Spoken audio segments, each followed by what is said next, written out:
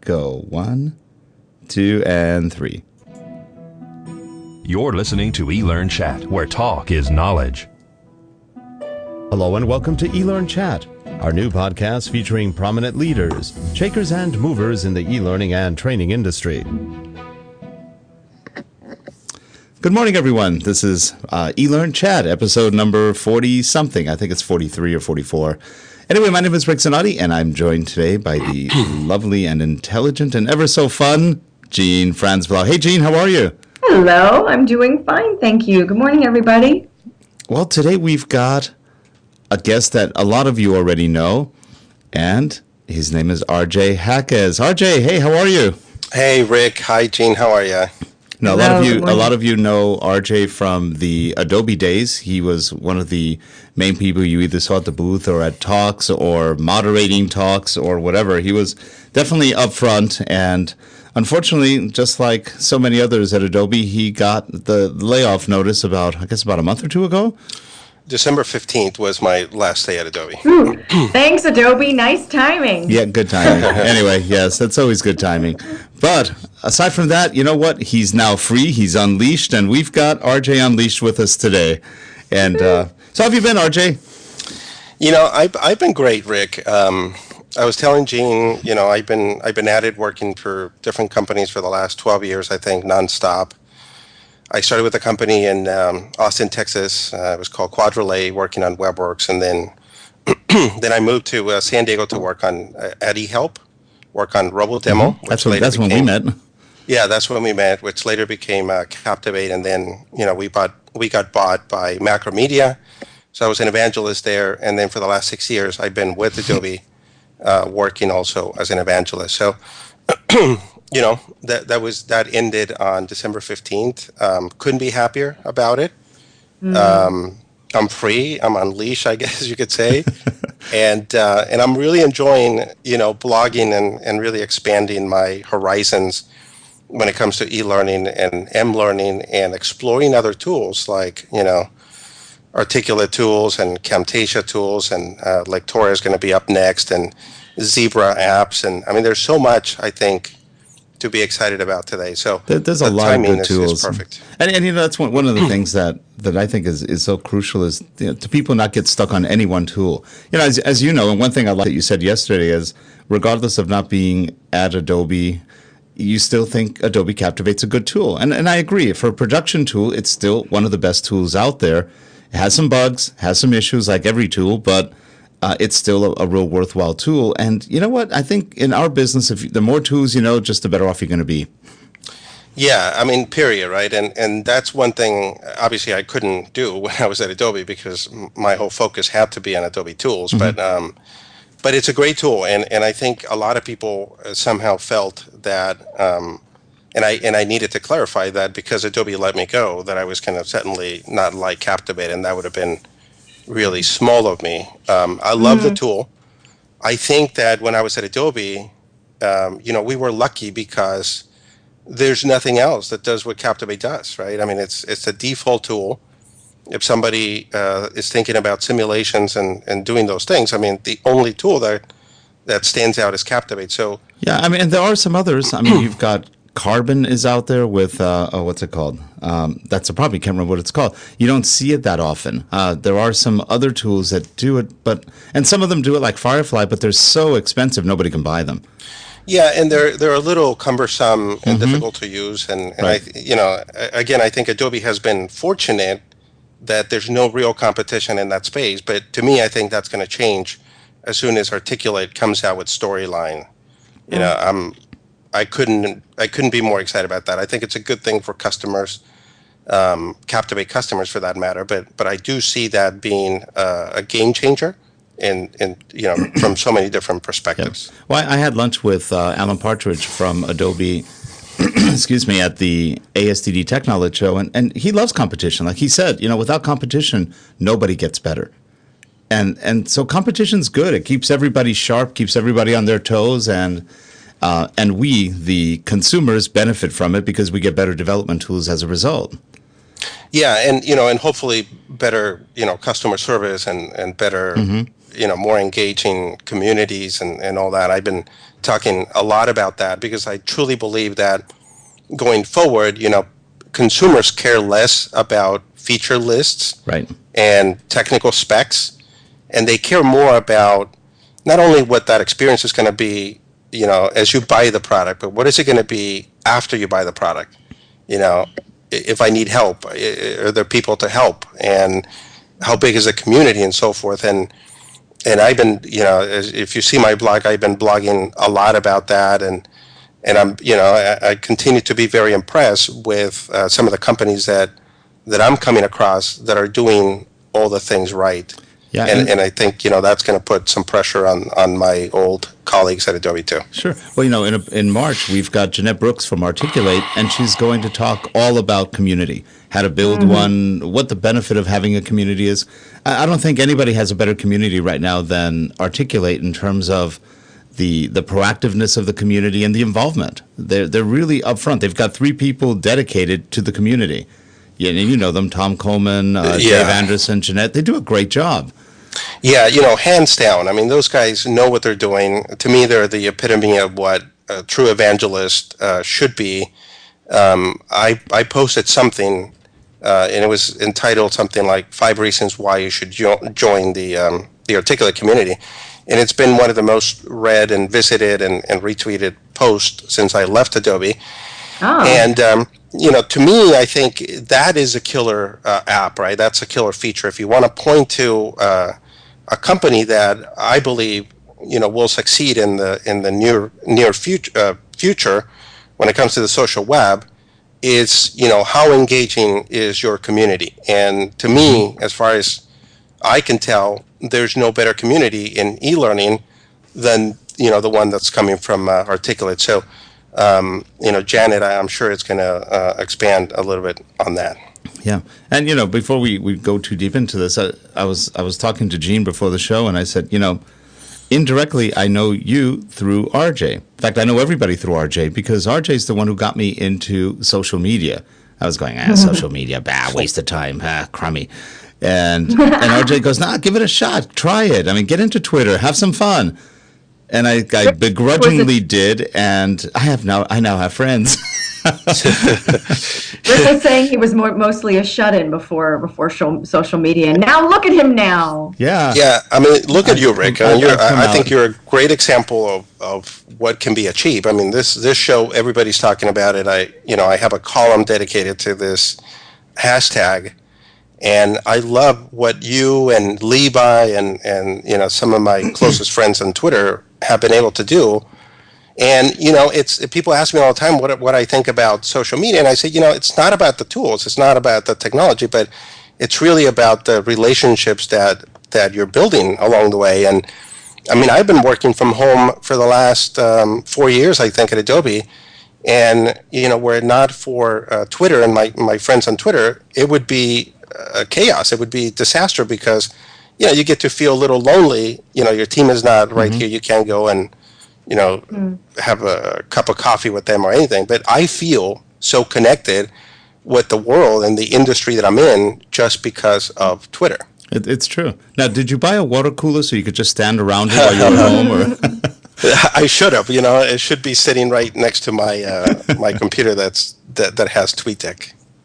Speaking of Twitter, I think it's Colleen. I think that's Colleen saying that, yes, on Twitter, Articulate has some great folks who are supportive, which is at Jeanette Brooks and of course, Tom Coleman. So, yeah, both of who you were talking about.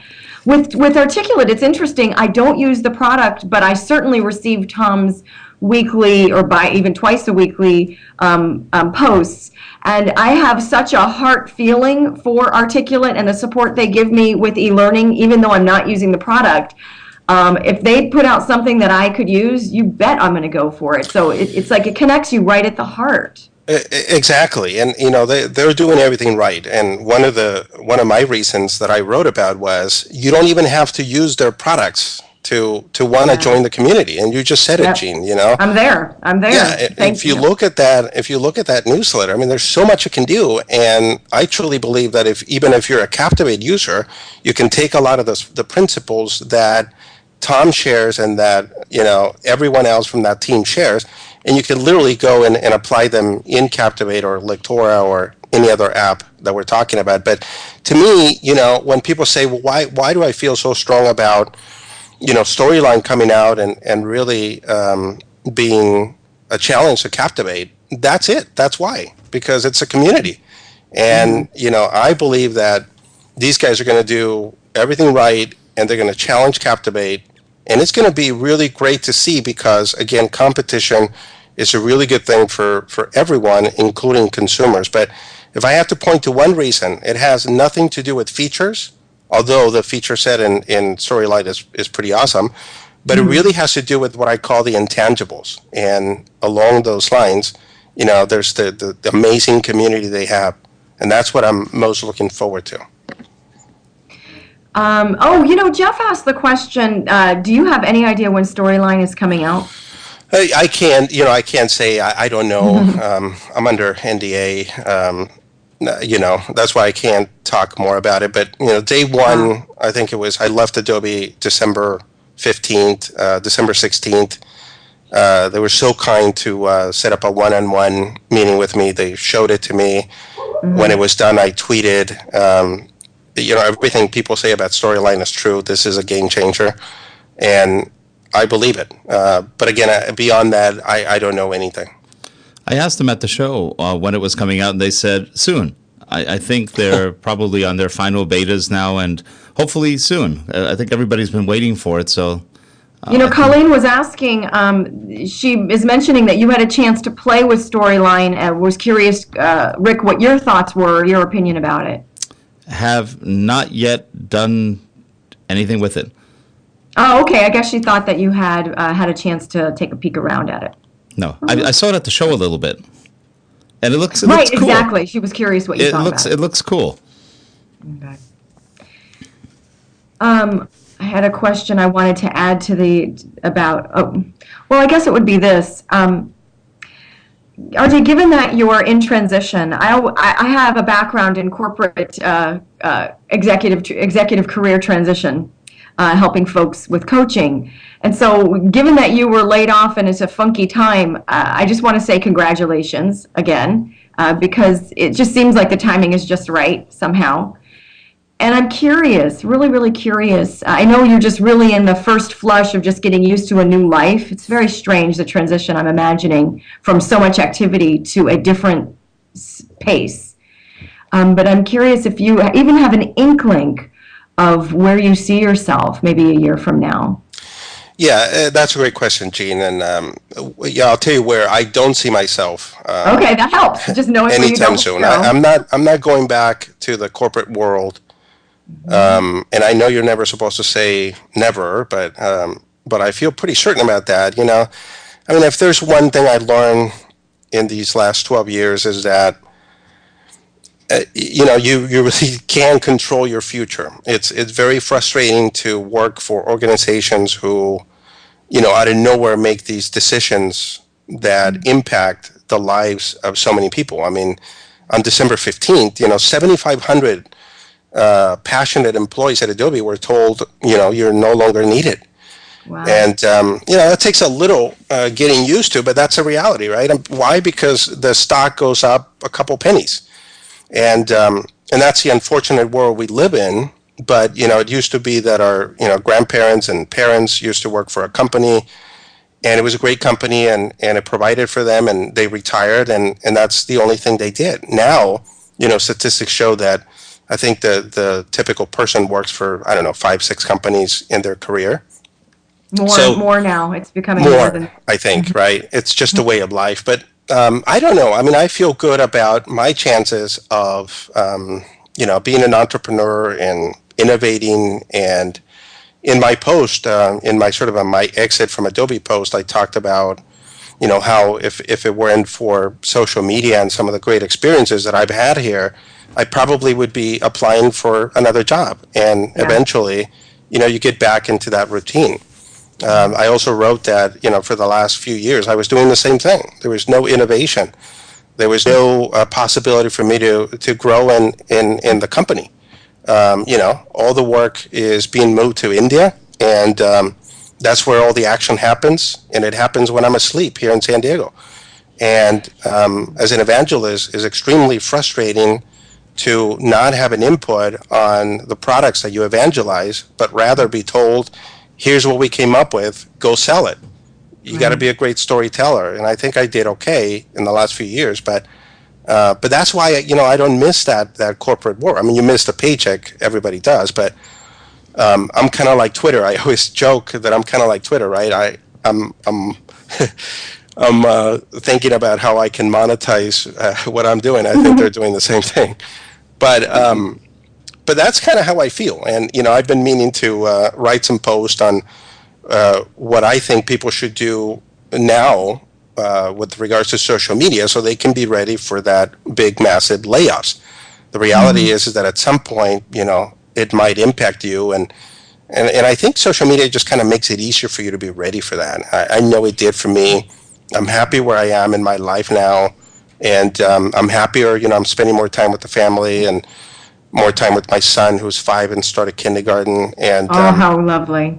Yeah, life is good. But that's kind of how I would answer your question, Jean.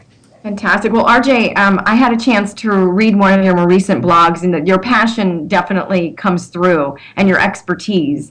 And I'm curious, how can other people find your blog? I believe you switched, so now you have your own URL. Is that right? Well, I did that before, and okay. I don't know if I did that thinking about it or not, but I recommend that if you can get away with it, you should do it. But I used to blog under the blogs.adobe.com umbrella. And then one day I decided just going to launch my own blog, my own domain, and it's rhawkes.com. And it goes, it's identical to what I use on Twitter, so it's rhawkes for just about everything, which I highly recommend for people. How do you spell that again, please? It's RJACQUEZ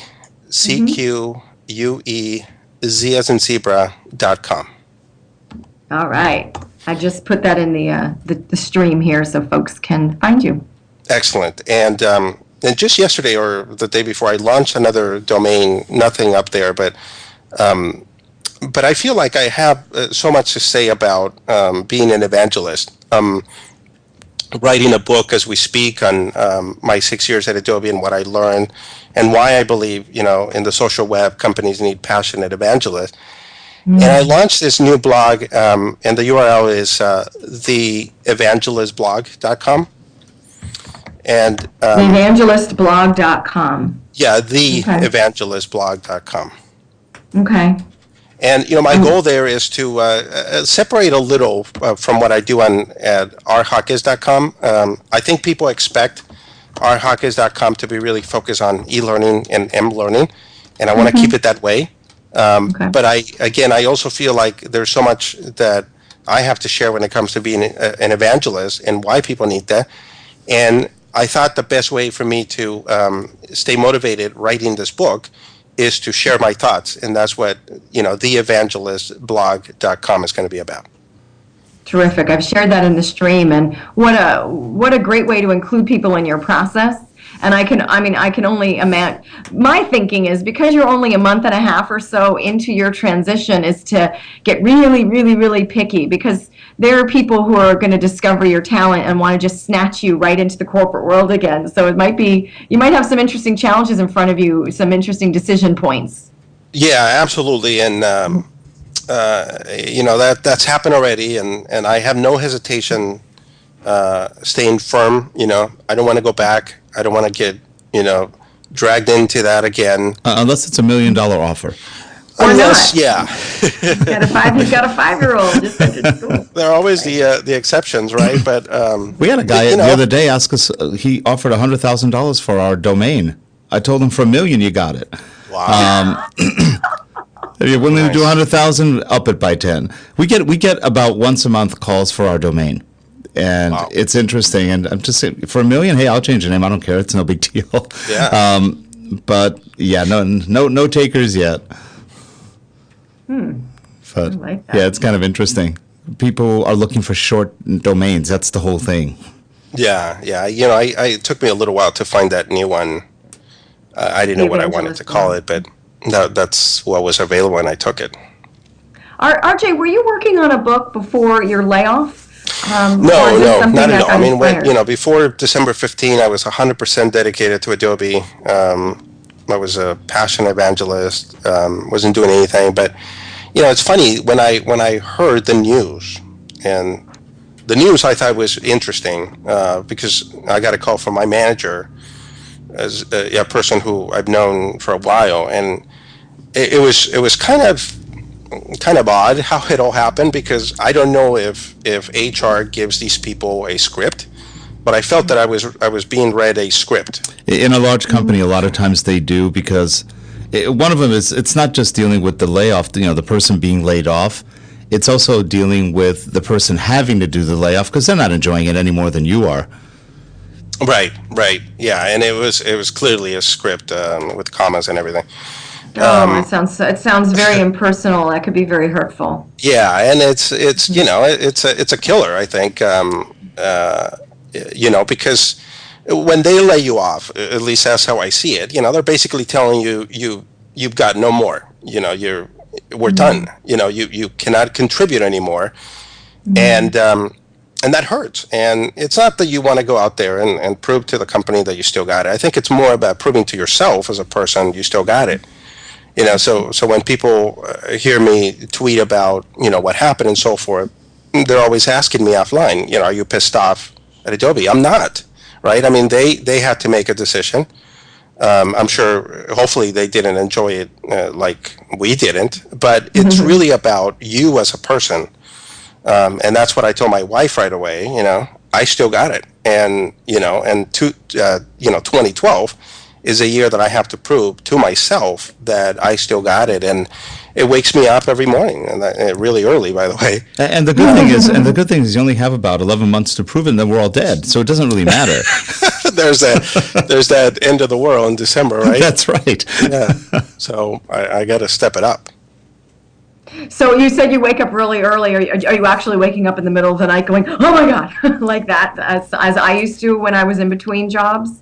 No. My wake up is more like, cool. Wow. I'm free. I got an idea. I got to go to work. I got to read books. I get my iPad. I got my iPhone. I got my Droid 2. I got my Kindle Fire. I want to know more. Who can I help today? I mean, that's a kind of wake up call that I'm getting these days, and it's anywhere between 3 a.m. and 4 a.m. Yeah. I mean, that's just. Yeah. But it's not the new. That's how I've been for the last few years. Hey, RJ, how do you like your Kindle Fire?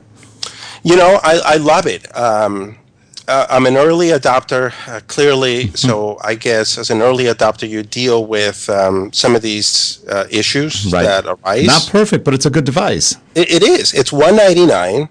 It's been selling like hotcakes. Yeah, I think they sold 5 or 6 million in the last 3 months. It's pretty amazing.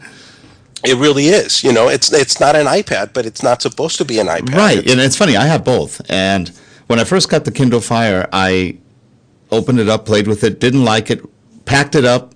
Then I opened it up again. I packed it. I did it like 4 times in one weekend. Wow. And I finally decided, I kind of like this little thing. And I kept it. And I actually like reading on it better than the iPad. Yeah, for sure. I mean, I think that's its killer app. But, to me, I measure a gadget by how it grabs me, how it engages me. And the iPad, no doubt did that from day one. And, other things like the Zoom did it as well, although a little less. But, the RIM playbook never did. Never did. Right. And it's almost inexplicable because I am a gadget freak. And but it never did, and I had to return it. It was Adobe's property, and I never missed it. I think part of that is, and this goes back to social media. It's the social adoptance of gadgets, if you will. The more people adopt them, the more they kind of carry a certain allure that you want to be part of that adoption. And I think, when you see something like the playbook, which, maybe 35, 40 people bought, it's just not the same as 4 to 6 million who are sharing the same thing you are. Yeah, absolutely. And which is, I'll throw in how it blows me away that, some devices today don't let you take a screenshot. I mean, that's just crazy.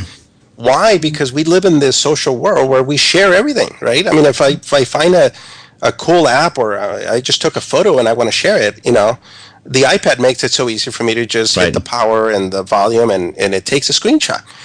And it's a small little thing, but I think, Android devices are missing out on that.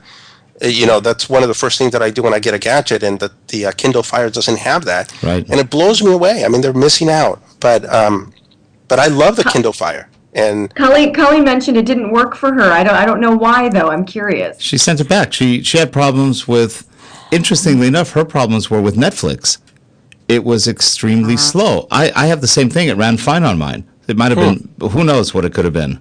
It might have been just that one Kindle may have had a problem with some of its network devices inside. You never know.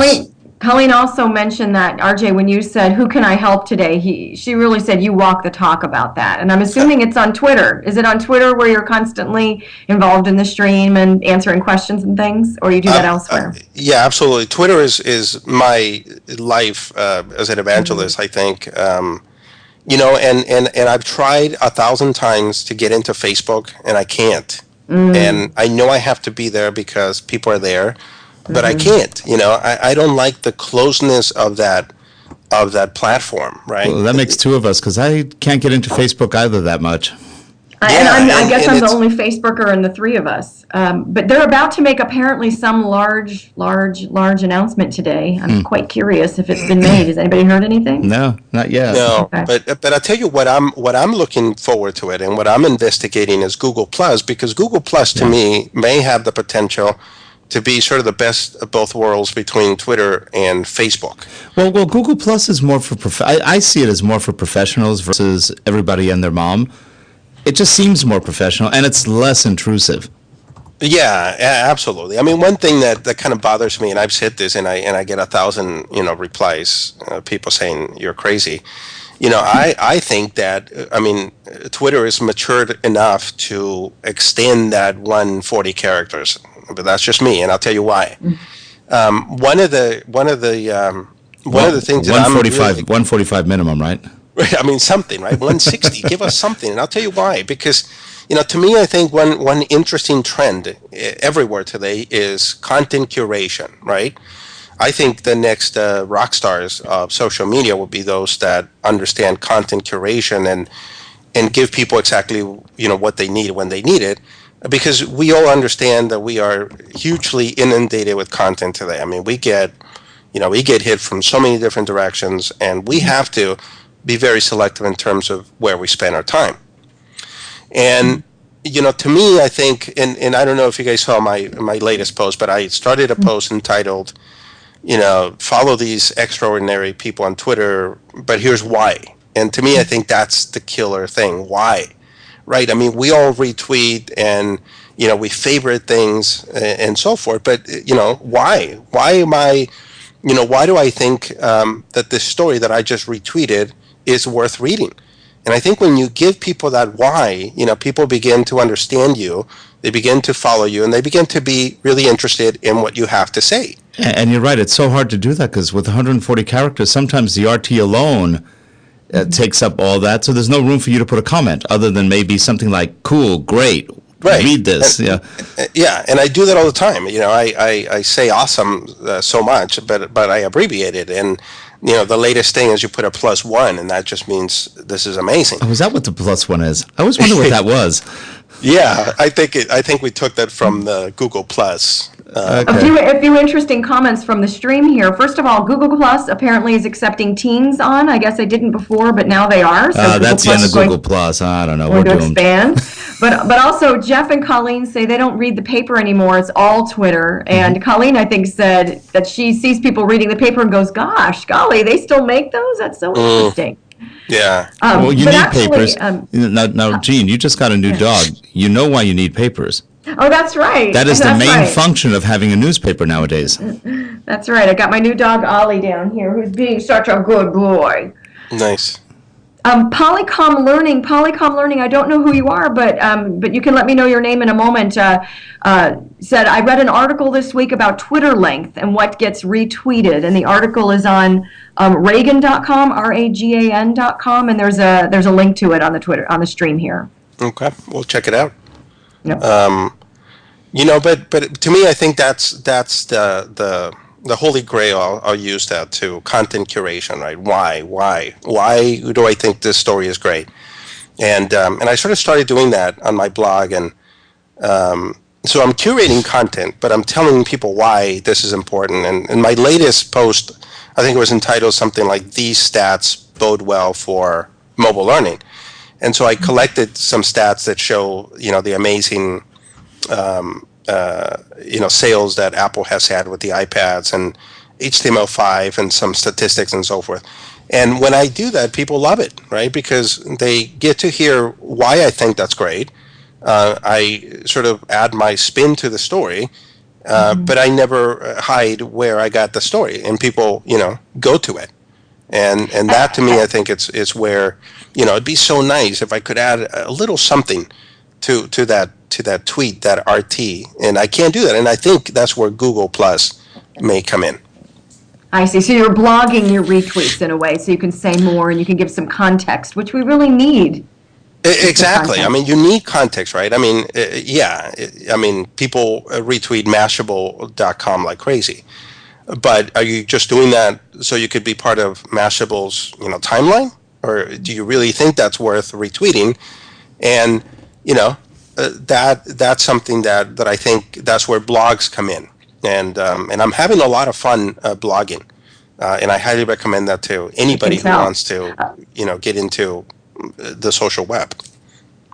A couple folks are talking about Flipboard. And there was somebody who asked if, Colleen asked if you were into it too. What is it? I'm not familiar with it. Flipboard, I will describe it as the greatest app ever. Tell me more. So this is the app, and I'll tell you a little story, right? So this is the app that that's just amazing. I mean, if I had to point to one app that I would say I can't live without, or that I would say this is why Android tablets haven't really made it big, it would have to be Flipboard. And I'll tell you a story. So my son took my iPad and he drowned it. So he literally poured water. Not on purpose. He was just drinking water and it spilled, and there we go. So it died. And I think we all know that we are pretty close to seeing the iPad 3 out in the market. So I have two choices. I could either wait and not get a replacement for my iPad 1 and wait for iPad 3, or I could take it into the Apple Store and get a replacement, which is what I ended up doing. And then I started thinking, why am I doing that and not waiting a couple months, maybe 3, for a new iPad? And unfortunately, the only thing that I could think of is Flipboard, because I miss Flipboard that much, and it's not an Android app. It's not anywhere. It's not even on the Kindle Fire, although I expect that it'll make its way to Kindle soon, but it's not there. And so Flipboard is where, a lot of people like myself are getting their news. It's about content curation, but it's not just about content curation. It's about beautiful content curation, sort of a magazine style. It's beautiful. Now, how do you compare Flipboard to Zite, Z-I-T-E? I mean, no competition, really, I think. Okay. Unfortunately. And Shadudel, who you can help me with your name properly pronounced in a moment, says the Android Pulse also is a poor imitation. Yeah, it's so bad, and I don't say that about apps, but Pulse I think comes pre-installed with the Zoom. Is just terrible UI. I mean, actually, RJ, you and I remember when you got your Zoom. You had just gotten it. We met in Orlando at one of the shows, and I got a Zoom right after that. And I actually turned mine back in after a week because after having the iPad, the Zoom just didn't do it, at least for my taste. And I had just gotten the iPad 2, and I went, the Zoom, no, it's not there for me. And I took it back. One thing I find bad about Android, they're hard to read. They're really small fonts, and I've talked to a lot of people. If you're over 40, that's a hard thing to read for the most part. Whereas the iPad just seems a lot easier, and it's a little more customizable, better accessibility. Yeah, and I remember that, Rick. And I love my Zoom. I happen to think, and I say this a lot, I happen to think that the Android OS is a far superior mobile OS by miles than the Apple Sure, iOS. it's more open. You can do more things with it. But absolutely. But the interfaces that have been developed haven't been that good. Yeah. However, having said that, it doesn't matter, right? Yep. Because if you can't get the apps that you're looking for, so what? And that's the problem, I think, with Android, and that's a problem with Windows phones, and that's a problem with everybody. Yeah. Well, go ahead.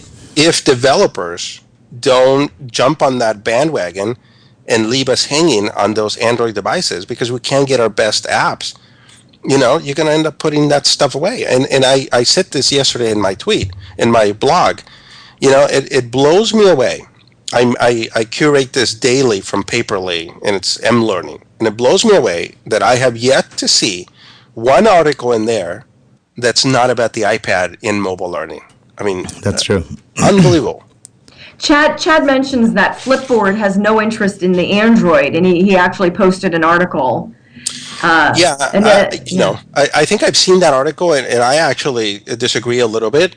They may not have interest in the Android at large, but I think they have an interest in Kindle Fire specifically. As you know, the Kindle Fire is a sort of a subset of Android, highly customized. So if I had to make a prediction, I would say next platform we're going to see Flipboard on is going to be the Kindle Fire. That's interesting. Now, it's interesting, RJ. I just about 4 months ago got the Bionic, the Motorola Droid Bionic. So I'm running Android on my phone. I've had 3 iPhones, and I decided to go with the Bionic. Both my wife and I did.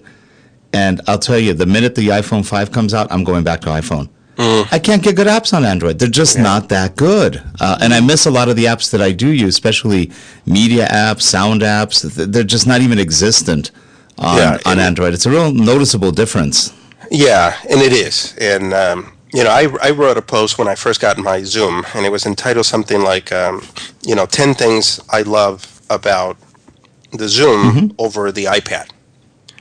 And but it was mostly focused on the OS. It's awesome. I mean, the whole multitasking is better. The whole universal back button is better.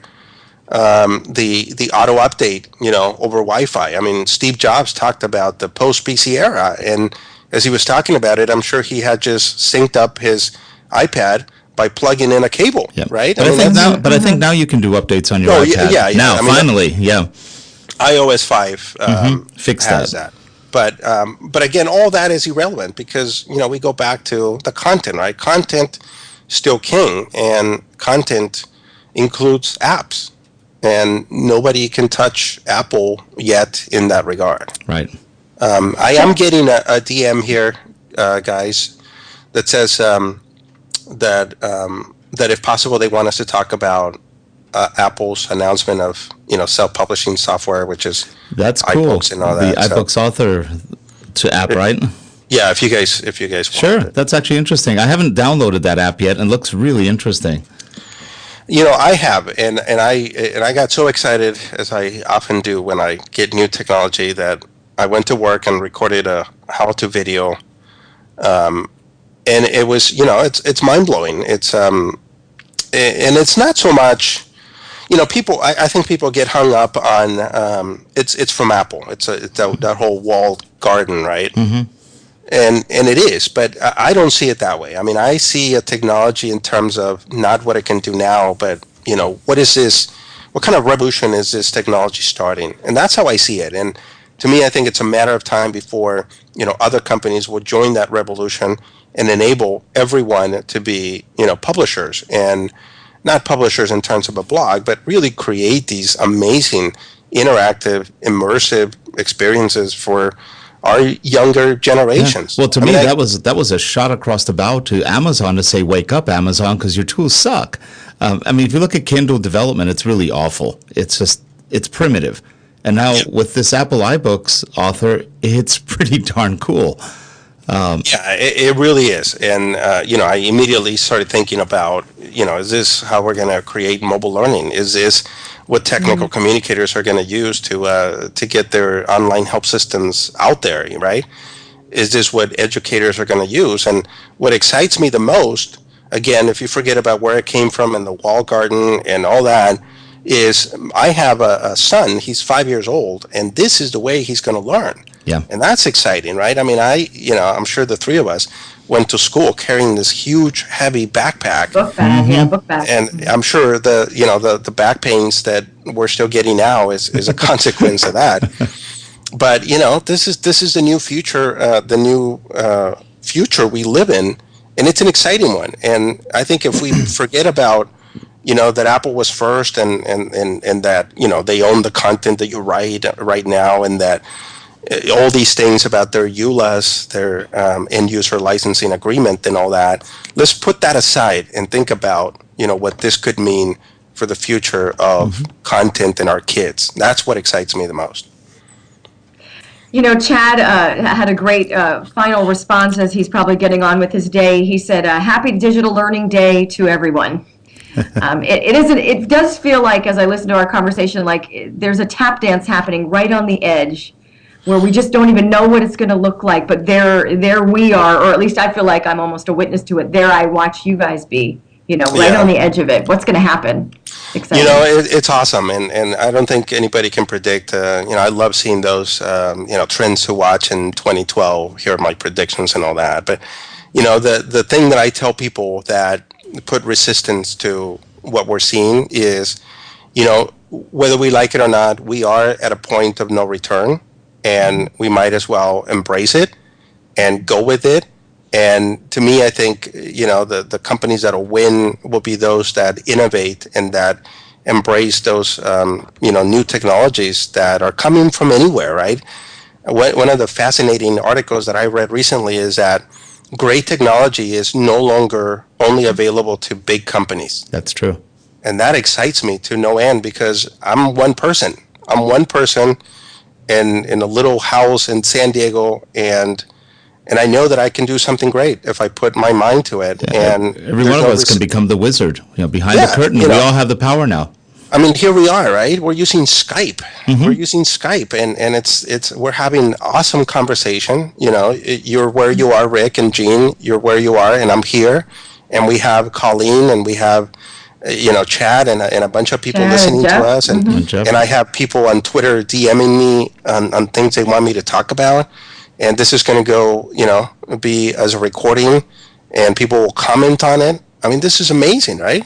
It really is. It is, and this is something you couldn't do 10 years ago. No, because the only companies that could afford it were huge companies like Adobe or Microsoft. Yeah, a lot of people ask me what software we use to do these shows, and I use something called Wirecast by Telestream, $500-600 product. That's affordable. Yeah. In the old days, you had to have something like a TriCaster, which is $10,000. Right. Or more, depending on what you want. And, TriCaster, I'd like to have a TriCaster, but that's $10,000 that I could use somewhere else right now. One day. But you're an amazing producer, Rick. Yeah, and you can do fun stuff with not a lot of money. You don't have to invest a fortune.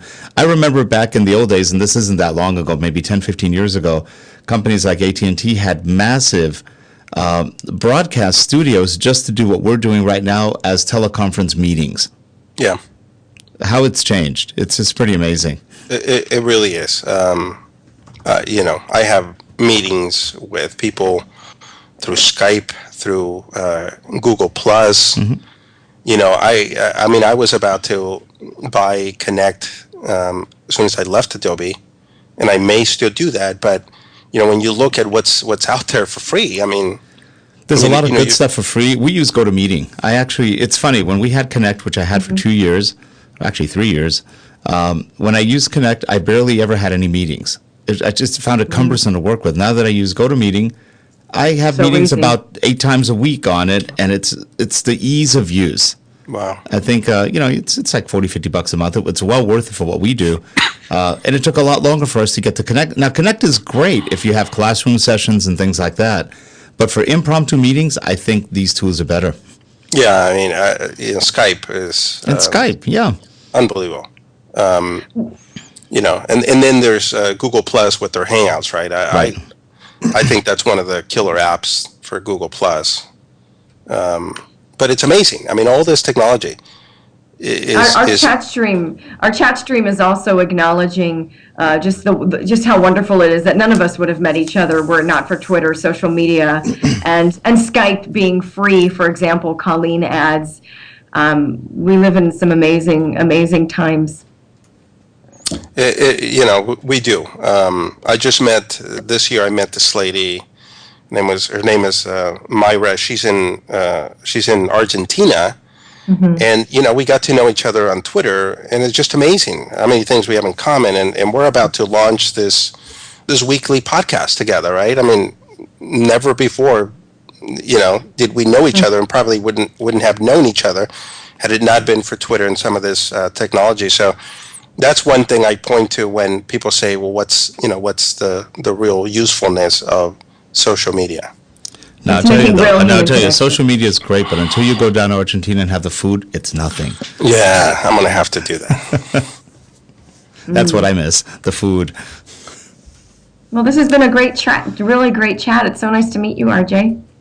I enjoyed it so much, Jean and Rick, and I don't know about you guys, but I could keep going on and on. Well, we're gonna have you back on again, maybe in another 3 to 6 months, and have you do an update, or if you ever have anything you want to come on for some new stuff, something you find exciting, give me a call. We'll get you on. We book the show about 1 or 2 months in advance, and that's it. And people sometimes back out, so definitely give a call, because could always use the information.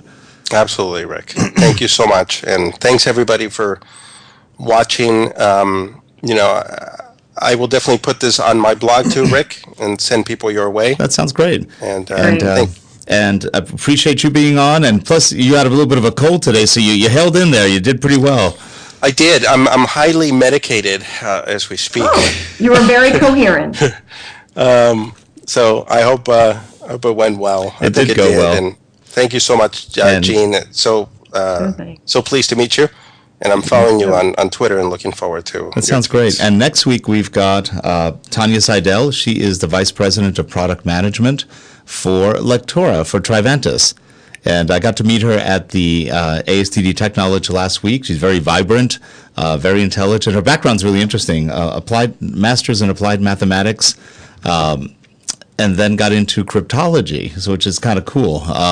Did a lot of work with IBM on security, and now she's in charge of a lot of the work being done in Trivantis. So she'll be an interesting guest, and keep an eye on Lectora. They're doing some pretty cool stuff.